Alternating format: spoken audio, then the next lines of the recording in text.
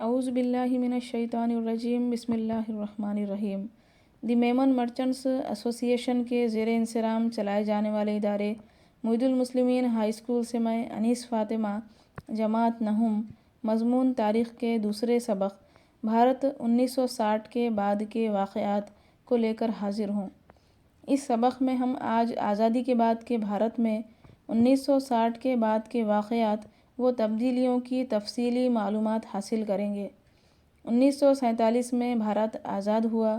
1950 میں دستور کو نافذ کرتے ہوئے بھارت مقتدر یعنی اقتدار رکھنے والا یا حاکم جمہوری ملک بن گیا۔ ہمارے بھارت کی چند امتیازی خصوصیات۔ بھارتی سماج اجتماعیت پسند ہونے کی وجہ سے یہاں مختلف مذاہب، نسلوں اور ذاتوں کے لوگ مل جل کر رہتے ہیں۔ یہ ہمارے ملک کی ایک اہم خصوصیت ہے۔ اس کے بعد دیکھیے آزاد ہندوستان کے مسائل۔ آزادی کے ابتدائی دور میں ملک کے سامنے معاشی، سماجی اور سیاسی مسائل حل طلب تھے اور ان مسائل کو حل کرنا بھارت کے لیے ایک بڑا چیلنج تھا۔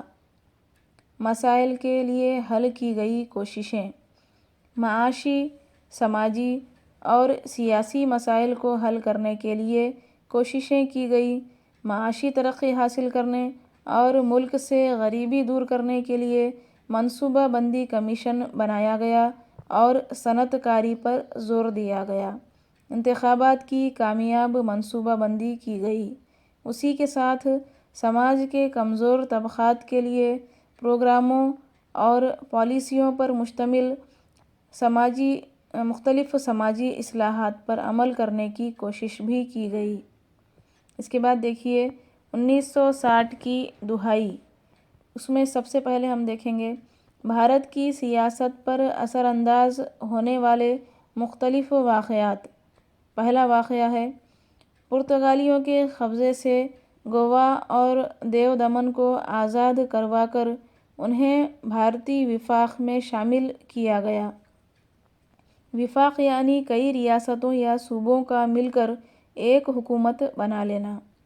دوسرا واقعہ یہ ہے کہ شمال کی سرحد پر بھارت اور چین کے درمیان 1950 سے تناؤ بڑھ رہا تھا۔ اس تناؤ کے نتیجے میں دونوں ملکوں میں سرحدی جنگ واقع ہوئی۔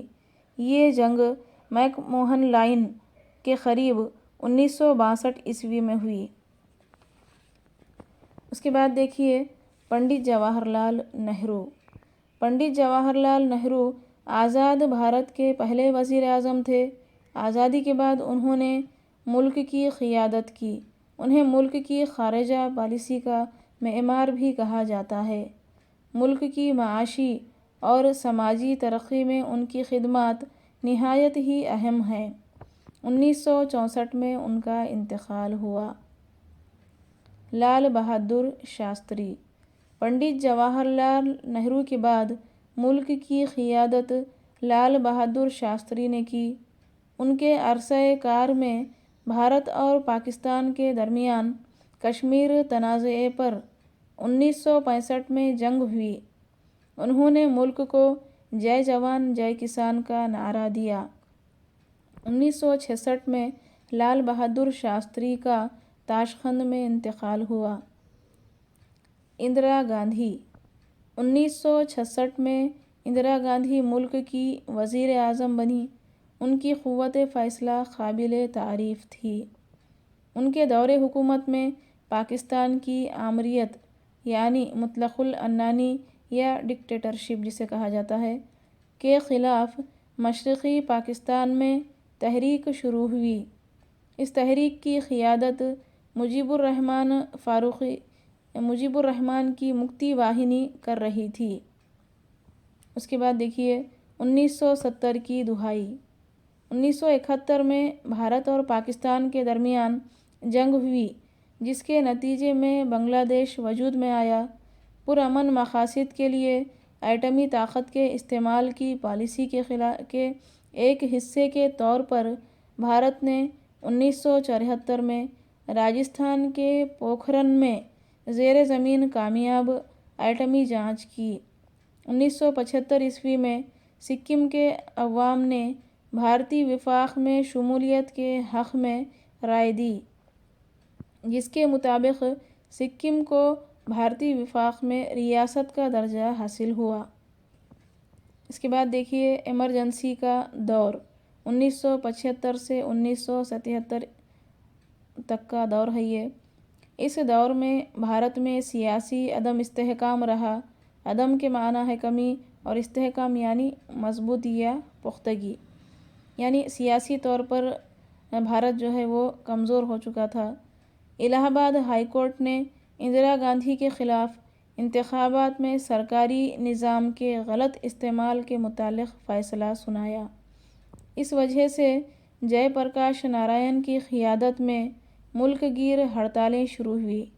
ملک میں قانون اور نظم و نسق کی حالت ابتر یعنی بدحال یا منتشر ہو گئی۔ حکومت نے دستور میں درج ایمرجنسی سے متعلق قانون کا استعمال کرتے ہوئے ملک میں ایمرجنسی نافذ کر دی۔ جنتا پارٹی کا قیام۔ ایمرجنسی کے پس منظر میں حزب مخالف پارٹیوں نے متحد ہو کر جنتا پارٹی قائم کی۔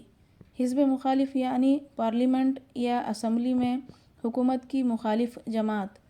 عام انتخابات میں جنتا پارٹی نے کانگریس کو زبردست شکست دی۔ مورارجی دیسائی وزیر اعظم بنے۔ ان کی قیادت میں حکومت بنائی گئی۔ آپسی اختلافات کی وجہ سے ان کی حکومت زیادہ دن تک نہیں رہ پائی۔ اس کے بعد چودھری چرن سنگھ کو وزیر اعظم بنایا گیا۔ ان کی حکومت کی مدت بھی قلیل یعنی کم تھی۔ 1980 میں دوبارہ انتخابات ہوئے اور محترمہ اندرا گاندھی کی قیادت میں کانگریس پارٹی نے زبردست جیت کے ساتھ دوبارہ برسر اقتدار آئی۔ بچوں، آج ہم نے سبق کا ایک حصہ دیکھے۔ آگے کا سبق ہم انشاءاللہ اگلے ویڈیو میں سمجھنے کی کوشش کریں گے۔ اس کے اہم نکات کو نوٹ کر کے یاد کیجیے۔ خدا حافظ۔